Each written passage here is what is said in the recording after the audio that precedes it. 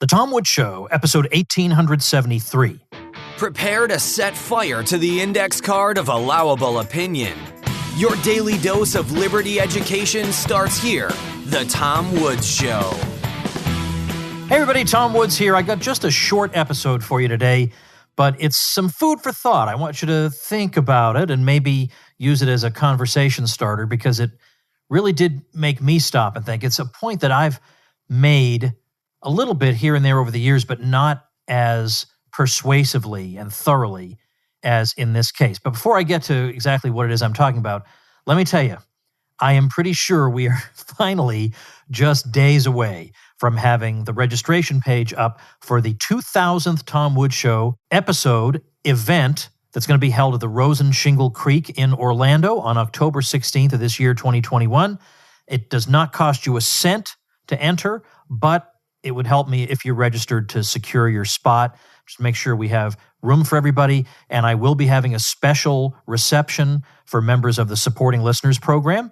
And I'll have an even more super duper special reception before that special reception for folks at the platinum level and above in the hospitality suite with all the special guests, including the secret ones who are not going to be revealed until the night of the event. So I will have that up very, very soon. The problem is I've been using the same company to design my sites and stuff and the T-shirts for the Contra Cruise and all that for probably, 7 years at least.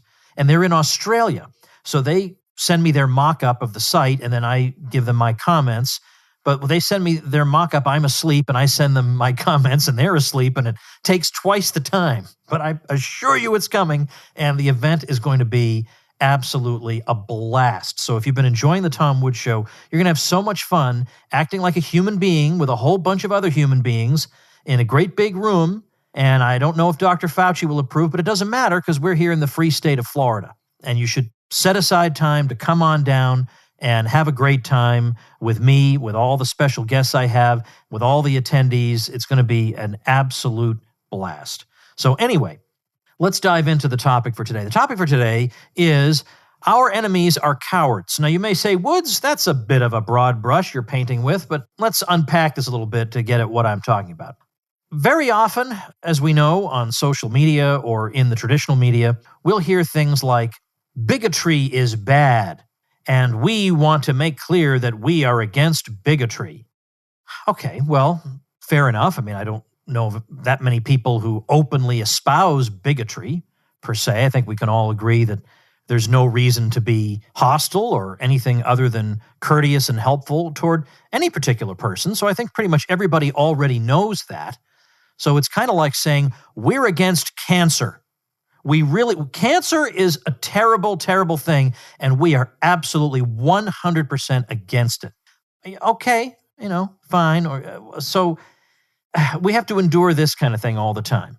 And when it came to the 4 years of Trump, we would get people in the entertainment world saying, I'm risking my career by saying this, but really, Trump's a bad guy. You're not risking it. Are you an idiot? What on earth are you risking? You have every opinion molder on your side. What kind of courage is required for this? So I'm all for being good and decent to people because that's how I am in my personal life. But I don't feel the need to announce to the world that as a matter of course, I'm good and decent toward everyone I meet. Why would I feel the need to do that unless there was some presumption that I wasn't? Or another one was a few years ago, this was a famous one. A group of sort of libertarians issued a statement disavowing fascism. I'm not kidding you. Some of you youngsters may not even remember this. Disavowing fascism and urging us all to sign this. I thought, I'm not signing that. Why would I sign that? My whole career is against fascism. Look at everything I've written or said. You look at every plank of fascism, I'm against it. Nothing could be more obvious. Why would I do this?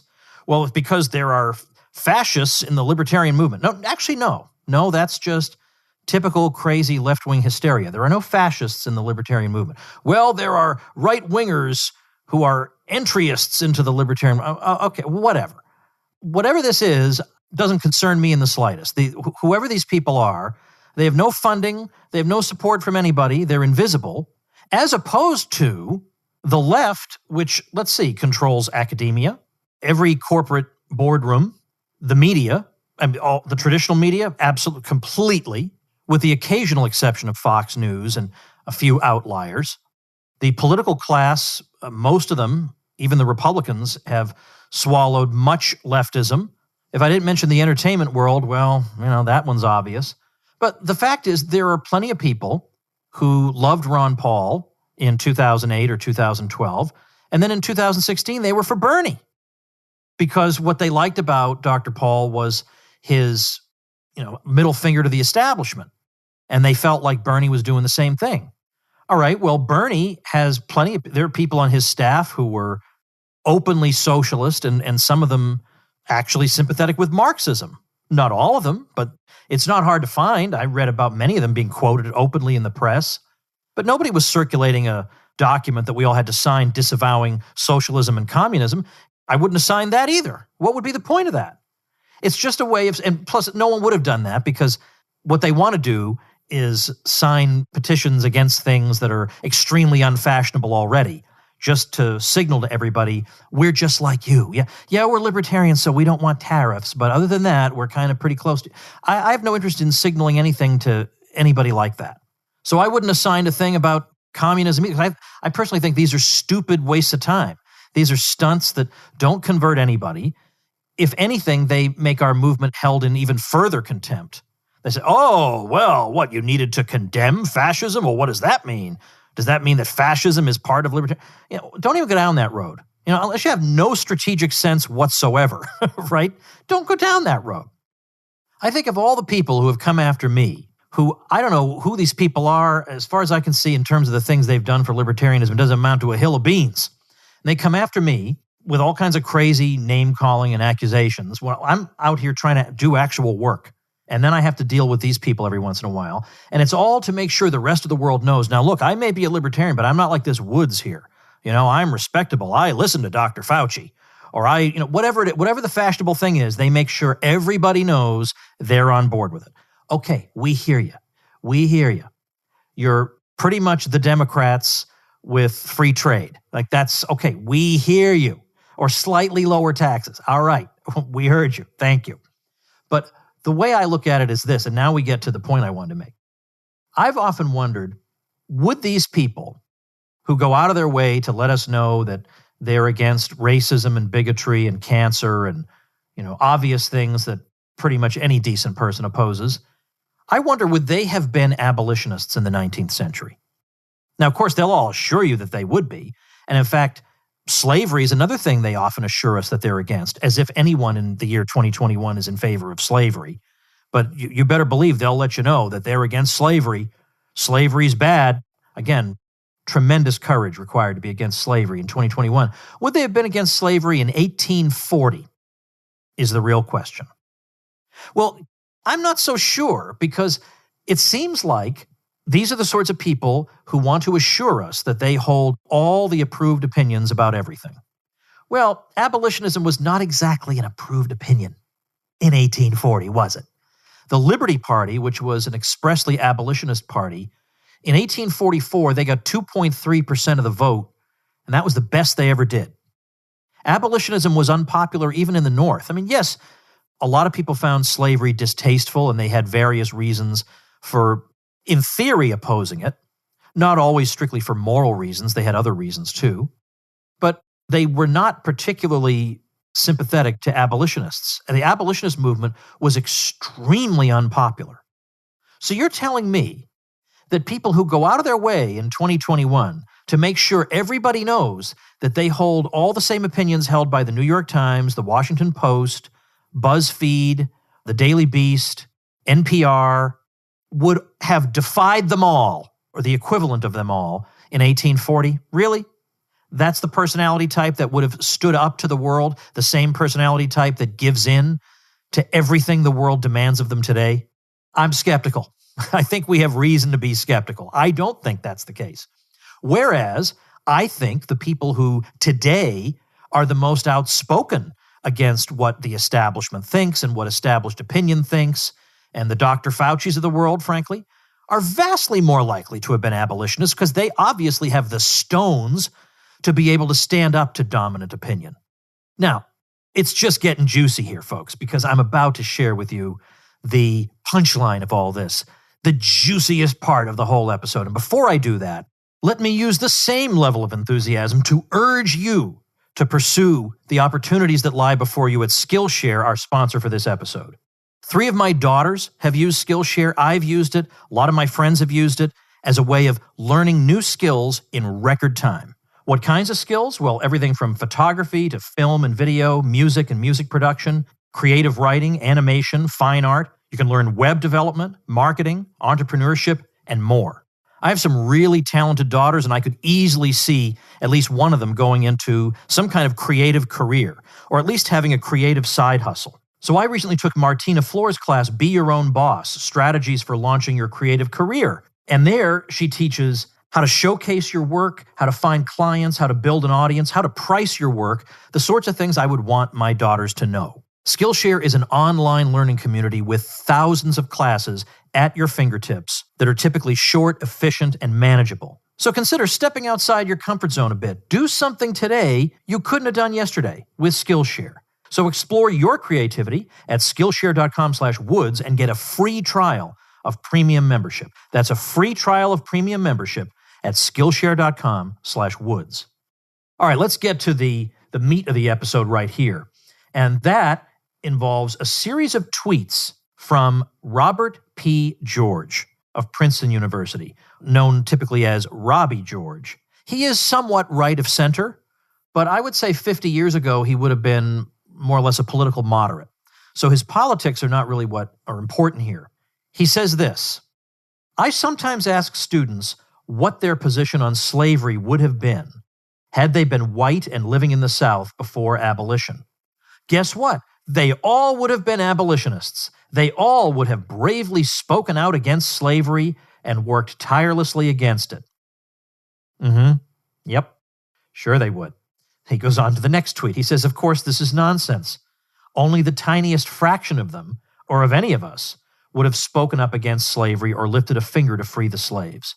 Most of them, and us, would have gone along. Many would have supported the slave system and happily benefited from it.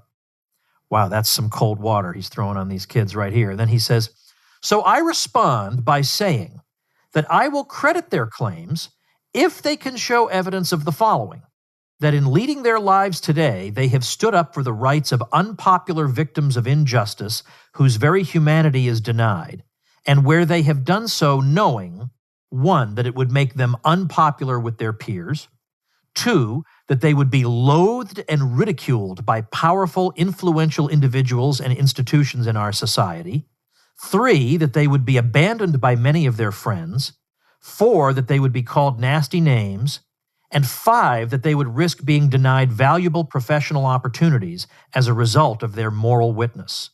In short, my challenge is to show where they have at risk to themselves and their futures stood up for a cause that is unpopular in elite sectors of our culture today. Well, that kills them, that right there, because we all know there ain't a one of them who's done anything like that. Not a one. To the contrary, the positions they hold make them very popular with their peers, make them celebrated by powerful, influential individuals and institutions in our society. It causes their friends to rally to them. They don't get called nasty names, and they certainly are not being denied valuable professional opportunities for anything they've said. So why should we believe these people? That in the 19th century they would have been great moral crusaders against slavery? There is literally no reason to think this. None whatsoever. None of their behavior today indicates that. The kind of people who go on Twitter and make these bland announcements of how they're also against what everybody else is against, these are the last people on earth who would lift a finger against real injustice if it meant damaging their own prospects and making themselves reviled. I think of people in the libertarian world who have attacked my friends, and I think to myself, do they even know what it's like to actually be reviled for opinions you hold? Do they know what it's like to be smeared, misrepresented, and attacked unjustly? They have no idea what that's like. They could not last 10 minutes in the shoes of an Eric July or a Dave Smith or a whole bunch of my other friends, a Ron Paul, all these sorts of people who are unjustly attacked by moral and intellectual pygmies. But the idea that these are the people who would have been leading the charge, of all possible people, these would have been the last people leading the charge against slavery. The best and bravest of them would have been telling us that maybe slavery should be gradually phased out over 75 years. I will credit maybe the best and bravest of them with holding possibly that position. But the idea that they, of all people, would have been abolitionists is laughable. So I'm going to link to Robert George's series of tweets at tomwoods.com/1873 if you would like to take a look at them and maybe use them as the beginning point of a discussion, because I think he gives us tremendous food for thought here, doesn't he? I mean, some of the people in the libertarian movement who are so quick to condemn other people can't even bring themselves to favor something as benign as secession. And secession is obviously necessary at a time like this, when what's happening is we have people of such divergent ideological backgrounds that the state increasingly is used to clamp down on one or the other of them, depending on who's in power. And since the left is in effect always in power because they're entrenched in every institution, well, I'd say it's time to go our separate ways. You say this in some libertarian circles, and remember, it's not respectable, right? George Will wouldn't have supported that kind of view, right? None of the hosts of Good Morning America support a position like that.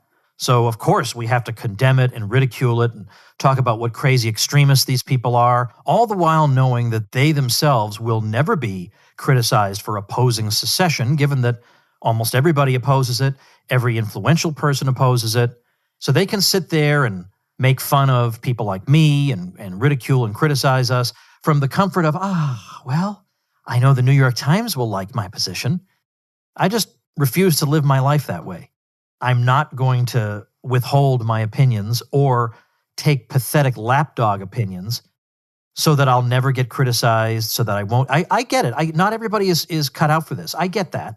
Not everybody is cut out for living a life where, yeah, you're alienated from major institutions, and yes, you do miss out on major opportunities despite your talents and all that, but nevertheless, you can carve out your own living, your own existence, your own following, your own fan base by just sticking to something that amounts to something. Not everyone's cut out for that. I get it. So go do something else. Just don't say anything. Just have the decency to keep your mouth shut and let those of us who do have the stones get out there and say what needs to be said. All right, there we are. See, I told you that would be a short episode. We're all done. Now, next episode, 1874, I am so delighted to welcome Eric July back to the show. And for all my new folks listening, if you don't know Eric July yet, what a treat you are in for. I feel like the more you listen, the more you're going to be introduced to folks. You're going to say, I wish I'd known about this person before, but thank goodness I know about them now. Well, Eric July is one of those people. He was the host of the 1000th episode event in Orlando 4 years ago and did a tremendous job. And he's coming back to be on the show in the next episode, and you're just going to love it. Now, if you like and appreciate what I do over here at the Tom Woods Show, I got a whole bunch of goodies lined up for you over at supportinglisteners.com for those of you who support the show. So go check that out, and I'll see you next time. Become a smarter libertarian in just 30 minutes a day. Visit tomwoods.com to subscribe to the show for free, and we'll see you next time. Like the sound of the Tom Woods Show? My audio production is provided by Podsworth Media. Check them out at podsworth.com.